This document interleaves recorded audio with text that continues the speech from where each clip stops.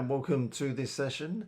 And as you can see, AOS-CX 10.15 NAT on leaf for the CX10000. My name is Steve Bartlett, TME, HBE, Aruba switching. So let's go on to the agenda, and 4 areas to cover. I mean, the first 3 are going to be the main ones: overview, use cases, configuration, and policy operation, with some additional information at the very end. So NAT, I think we're all familiar with NAT. I think most of us should be that have been in the network industry, or even for a short while. Modifies a packet source IP address, destination IP address, and port, or in some cases both source and destination. We call that twice NAT, and typically used at the edge of the network. That's typical deployments, and we introduced this first time round on the 10K as part of the 10.12 0006 release, but that was part of the border leaf deployment with IPsec. So this was at the very edge of the network with border leaf, and it wasn't supported at the top of rack, only facing external layer 3 networks going outside of a fabric. So that was the first deployment of it. So with 10.15 release and the PSM software release 1.100.1-T, we've got now NAT support at the leaf in a spine and leaf network. So NAT on leaf 10.15, and this is where we've been for NAT on the border leaf. That came down in 10.12 0006, and IPsec followed up in 10.12 1000. So this is purely for NAT on the leaf that's now available in 10.15. So going through the features, you will see that the features are identical to the NAT on border leaf. So just to call out a few things, NAT features relate only to IPv4.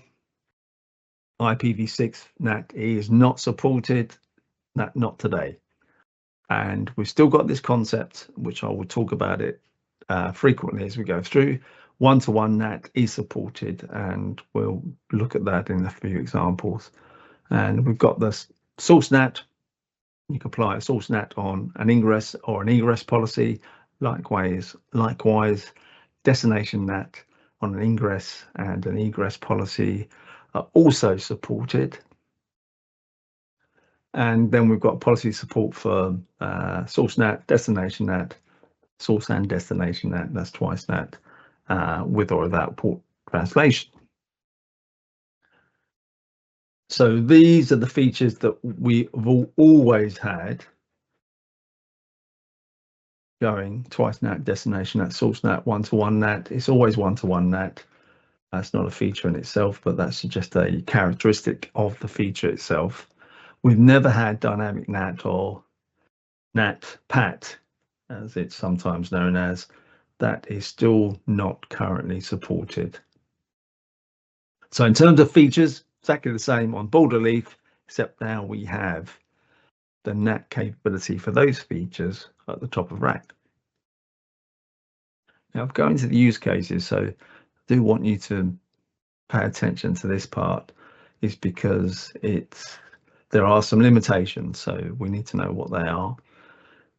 So first of all, if we look at the flows that we have for NAT at the top of rack, so if we take NAT here in this rack 1, we've got leaf to leaf, and that is going to be over a layer 3 VNI connectivity, VNI connection. Then we've got NAT leaf to external, and then we've got border leaf. If we're running it at the border leaf, but it's got to be in the leaf switch profile for this particular, for NAT leaf, if you like, although we can run it in the layer 3 AG or layer 3 core profile for NAT, going out to an external network at layer 3 with the SVI uplinks. So they're effectively the three type of flows that we have. And if we take an example where we've got source NAT on rack 1, want to connect to rack 2, and we're changing the source IP from this 10.1.10, 100, and we're just translating that source IP to 172.16.11.100, we can have a NAT source egress policy going out. If we've got a host, excuse me, on rack 2 that wanted to target that NAT address source, and it initiated the flow, and I'll talk about this more further down in the slides, then we need to do a destination NAT coming in to the host pod here from the destination IP, which is the translated source IP, the originating host, down into its original IP address. Now, there's some things that do need to call out. So Leaf NAT, and I'm going to repeat this, Leaf NAT is not supported for local layer 2, layer 3 switching, or for layer 2 VNI uplinks. It's not supported in default VRF. You have to create a user VRF, which is very similar to the first time round it was introduced on the border leaf. Now, inter VRF routed leak flows cannot be subjected to NAT. There is no workaround for that. Just be aware of it. And the switch must use the leaf switch profile. That's a default switch profile. So if we take these forwarding use cases, so layer 2 uplink forwarding, no. Layer 2 switch locally, same VLAN, no. Layer 3 switch locally, different VLAN, that's on the same VSX pair or a single switch. Switching at layer 3, that's a no. Layer 3 SVI uplinks, that's a yes. VXLAN uplink layer 3 fabric to an external flow, that is a yes as well. And VXLAN rack to rack layer 3 VNI, that's also a yes. And they're the three key feature characteristics: source NAT one-to-one mapping, destination NAT one-to-one mapping, and twice NAT. So if we go into the details, so I'm going to go talk quickly about port personas, and I know a lot of you do know this, but I'm going to repeat a lot of things. So ports can be configured as a persona access or a persona uplink on the 10K, and a little bit quirky this. So we know, if you're familiar with 10K, host connects to a persona access configure port, and what we get from that is an enforcement for an egress policy, so that's traffic leaving the host. And a persona uplink configure port connects to a layer 3 uplink stroke network device, and the policy support is an ingress policy, so that's traffic going to the host, which is counterintuitive to a degree for networking folks, but it does apply to the host all the time. Now, just something that we all need to be mindful of. So when we look at our configuration, ports 111 to 11148 are configured for persona access for connecting to host devices by default, but there is no statement in the CLI configuration to support that. It doesn't tell you that it's actually a persona access, but it is. So if you don't see it, it is, and if you configure it manually, it still doesn't show up. I don't think. I think that's my experience. I'll have to double check on that. However, the persona uplinks from 1149 to 1154, by default, they are configured for uplinks, persona uplinks, and there is a statement in the CLI. So if you don't see anything, it doesn't mean to say there's anything wrong. It just means that it's just not there, and by default, they are there. So if you change it from access to an uplink, it will actually present itself in the CLI. And yeah, just to be, this shouldn't apply because these are the default values and they're the ones that you typically always use. But if someone's been fiddling around with the switch and you've just got your hands on it, for a demo, for instance, then it may have changed. So you need to check it. Then we have the switch profile itself. Switch profiles are there for placing switches. The profiles themselves are there to position switches in different places in the network, obviously for different roles and different capacities. So at layer 3 ag and core, they're more focused on layer 3 switching and routing, whereas at the leaf, they're more focused on access. So the leaf mode is the default switch profile, the 10K. And if we're running this service at the edge, then obviously we need to have it set for that. Again, it is the default. And if you wanted to change it, it's profile leaf. And then of course you do need to do a reboot. So VLAN redirects the DSM, same process. We obviously have to redirect VLANs if you want to put any service policy on the 10K. Those VLANs or that traffic needs to be redirected to the DSMs, and this we still need to do it for the NAT policing as well.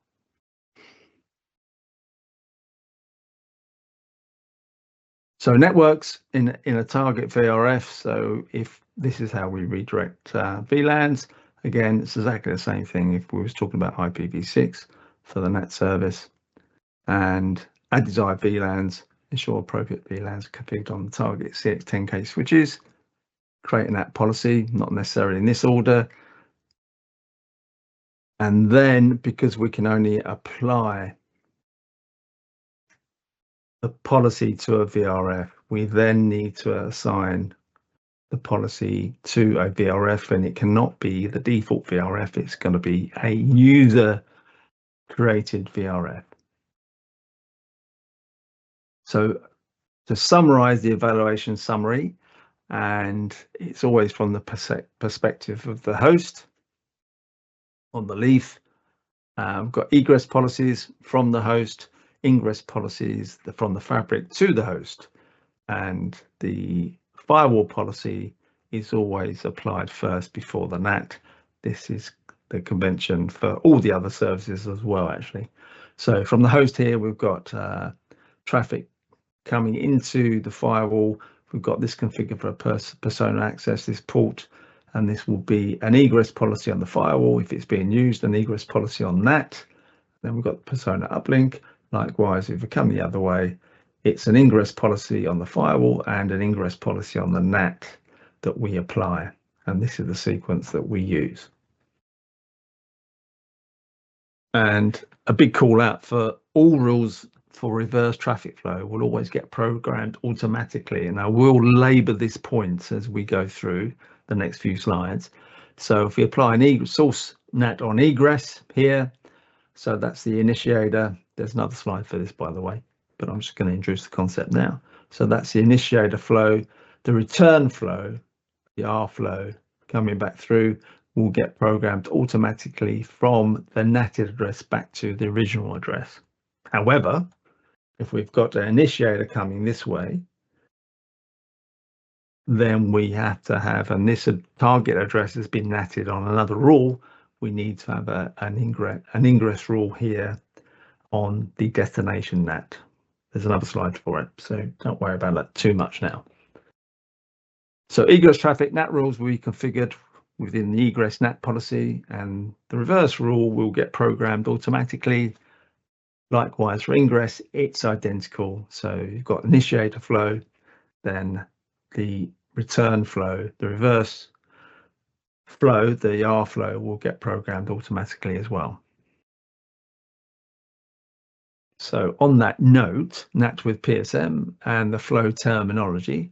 So this applies whether we're looking at firewall policies, IPsec policies, doesn't matter. This flow terminology applies. So we've got two hosts. Client host A is initiating a flow to client host B. This is the I flow initiating to that client, and the R flow comes back from the target client back to the initiator. So I flow and R flow. So there's always two flows, obviously traversing the inspection engines, where it's firewall, NAT, or IPsec. So switch side configuration, when we configure a NAT service, we've got to be mindful that the target NAT subnet needs to be propagated through into the rest of the network. Otherwise, nothing will be able to contact it on the return flow. So the post-NAT address must always be advertised, either whether it's in the data center fabric, if you're using a fabric only, or externally based on the direction of the NAT and type of policy. So what this means is, if I take this example here, again, we've got client host A initiating a flow to client host B, and the source IP is being translated from subnet 10.10.200 to 117.16.200. We obviously have to make allowances to get that subnet into our networking fabric. So what that would look like is we create a static route on the leaf for the translated source NAT rule supporting this subnet. So we're obviously translating to a specific IP, but even so, that subnet needs to be advertised. So we create this subnet, this static route, IP route 172.16.200.0/24. We use the null route and assign our VRF that it's originating from. In this case, I've called it tenant 1. So the null route in this example is just identifying the next hop. It's indicative that the post-NAT address is local, but we need to put that statement in, and then we need to obviously advertise that route out through whatever mechanism that we're using in our routing policy. In this case, I'm using BGP under VRF tenant 1, redistribute static.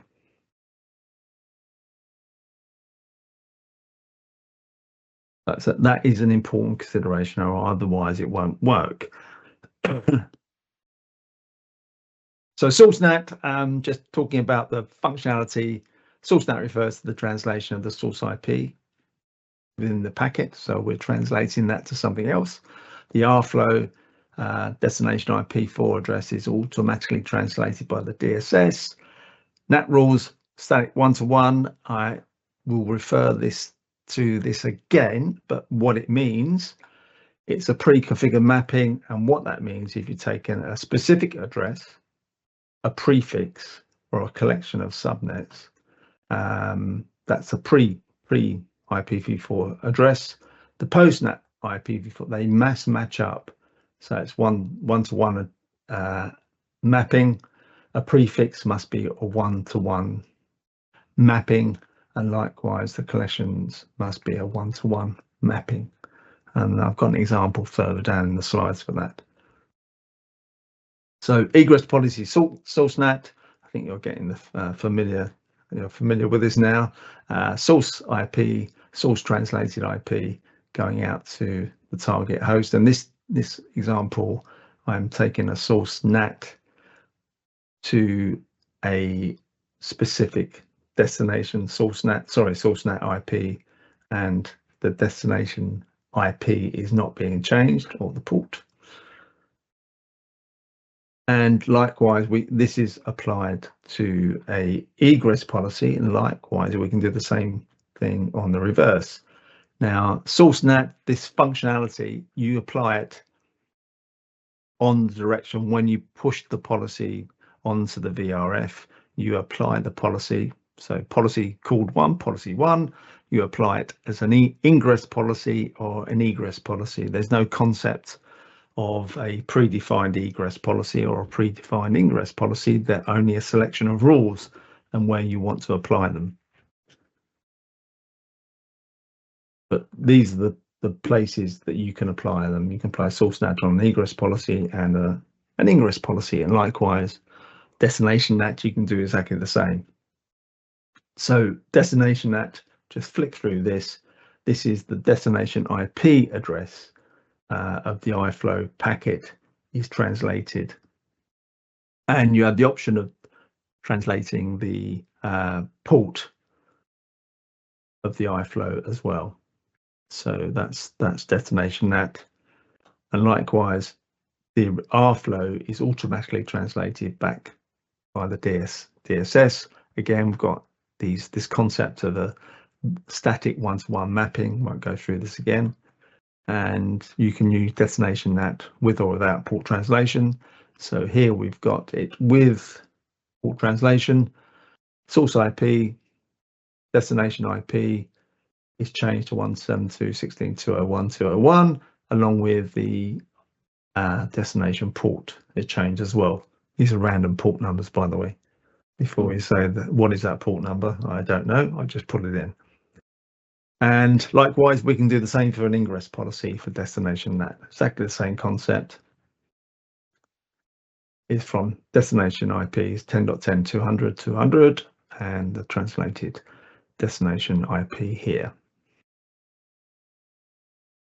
And then twice NAT. So twice NAT is, I guess it says exactly what it does, which is it's doing source and destination IP translation with or without port translation. That's just optional. So here we have source IP translated to a source IP, and then we get destination IP translated to a destination IP, and optionally destination port translated to a destination port.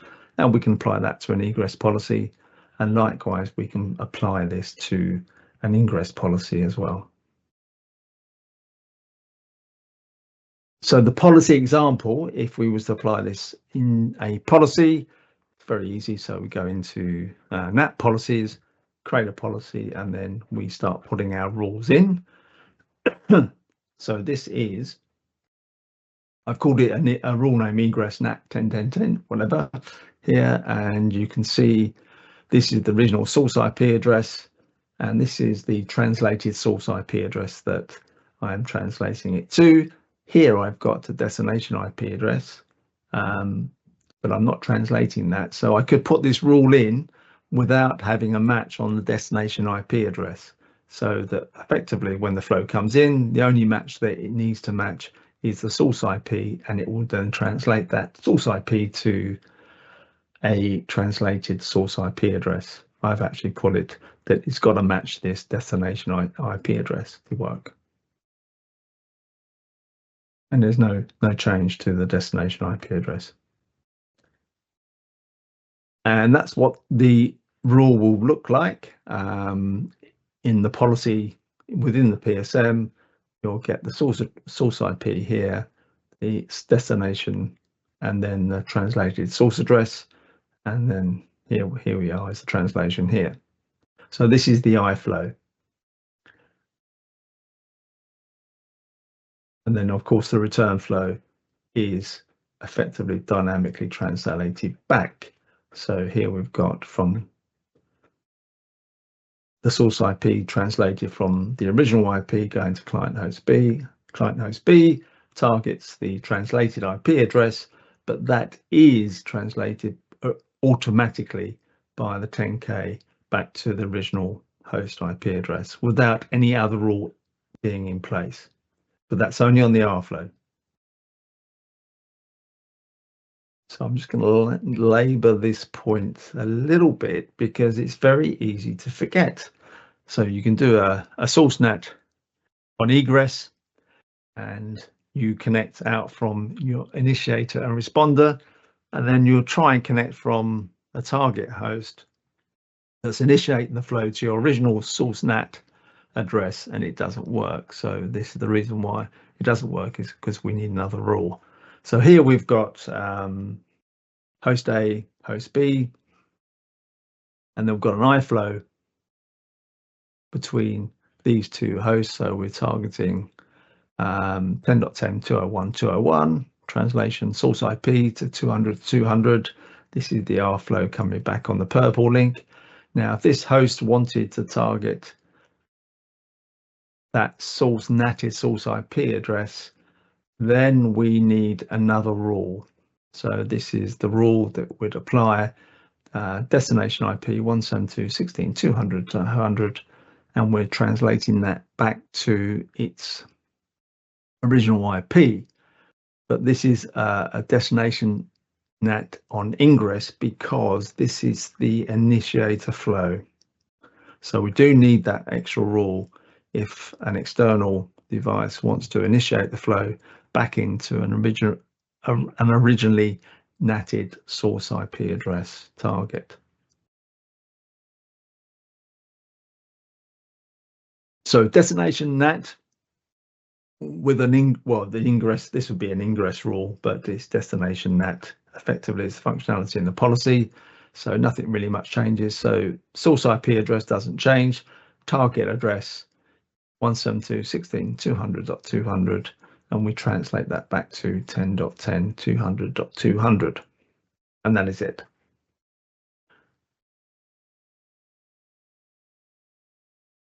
So the bidirectional initiators. So again, I'm just going to labor this port a little bit. So we've got an iFlow source translated IP for that going out, and this is what it looks like. And the presentation from that's effectively what we're doing. And if we have an iFlow to the same host from outside of that 10K pair, then we target the source IP, targets the translated IP address, the original one, which is this one here, 172.16.200.200, and translates it back to 10.10.200.200. So that would be your second rule here. Destination address 172.16.200.200 is then translated back to 10.200.200. That's because we are initiating an iFlow from a client outside of that VSX pair.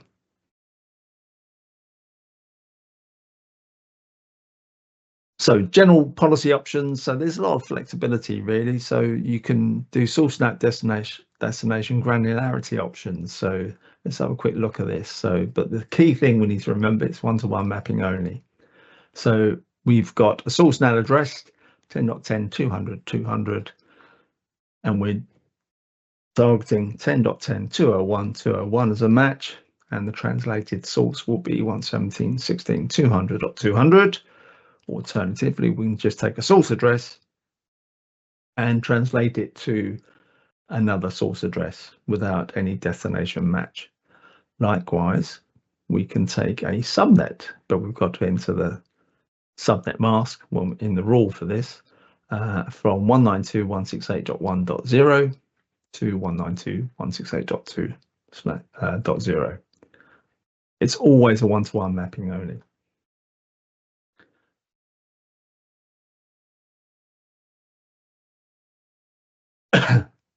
And then we apply our policies to the appropriate VRFs.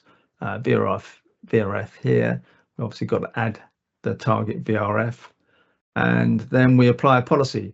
So we've got an ingress NAT policy and ingress NAT policy, and you can have the same policy, of course, on ingress and egress. Whether it will work, it depends on your flows, but effectively the policy themselves are independent of direction. It's how you apply them on your VRF, which determines which way they are applied. And a bit of a call out here, NAT is not supported in the default VRF. It's only on user-created VRF that's supported. So on to feature summary and caveats. So NAT on leaf has the same features as the NAT on border leaf. NAT policies can only be applied at the VRF level, not at the network level. So that applies to the original iteration of NAT on the border leaf. Leaf profile is the profile you need to use at the leaf, which is the default profile.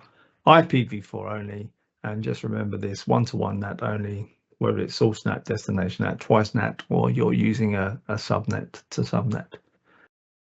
Firewall logs do not contain the NAT policy information or the NAT rule name.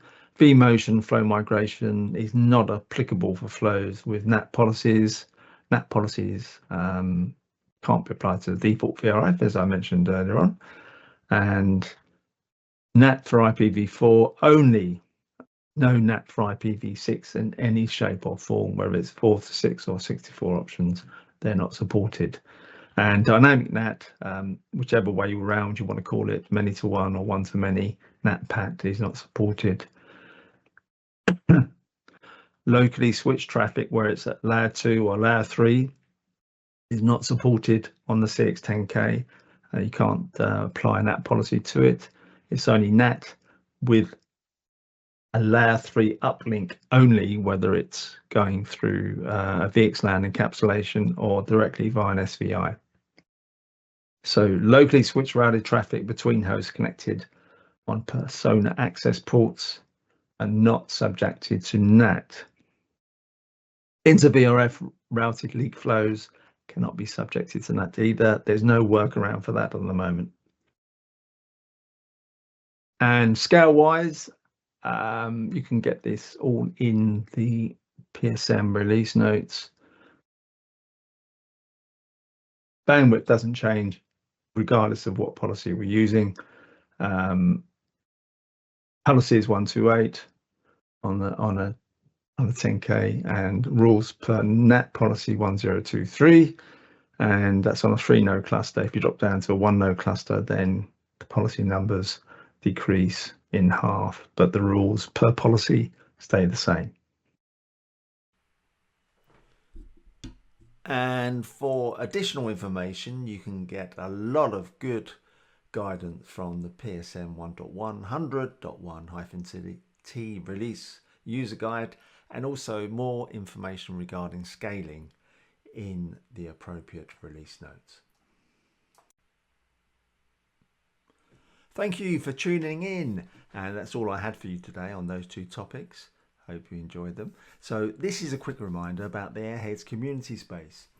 So it's an online space for technical networking professionals, including our customers and partners, and product and solution experts from HPE networking to interconnect and discuss everything about HPE Aruba networking, from deployment all the way through to configuration and troubleshooting. So if you're not a member, do scan that QR code and join up. Thank you.